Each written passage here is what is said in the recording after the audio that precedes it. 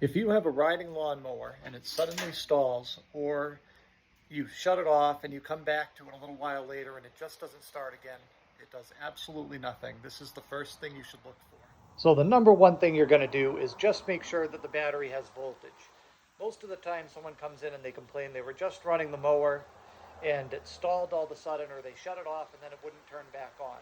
So you're pretty sure the battery is good, but always confirm it. You don't want to go through a whole bunch of diagnostics when it turns out it's just a dead battery. So now to get to the real point of this video, every riding lawnmower has a fuse. Some of them have two, but they've all got at least one. Most of them are going to be underneath the steering column here, and they'll be somewhere attached to this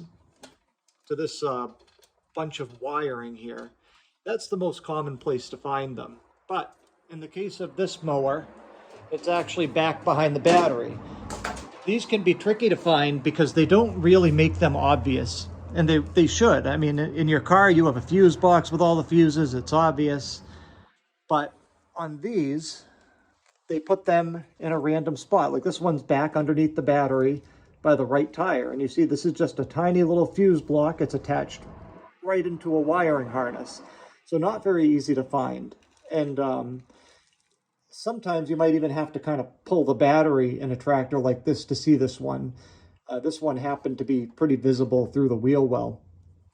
But if you pull this fuse out, the tractor will not start. It'll do nothing. It'll be completely dead as if you have no battery in it. So I'm going to pull this out because I want to show you another thing to look for. Hold on. Let me get off camera here and get a light on this. Okay, that's a little better. Now, if I look inside this little inline fuse box, I can see that there are some pieces of metal. And I'm going to go ahead and clean those out so you can get a better look. Okay, so I've cleaned those out with some electronic cleaner, and you can see that those pieces of metal are kind of in a U shape like this.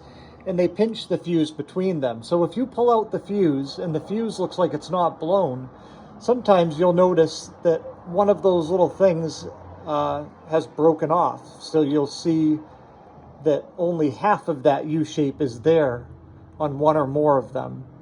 And that can also be a problem, is that it is only intermittently making contact with the fuse. So sometimes you'll wiggle the fuse and all of a sudden it'll start.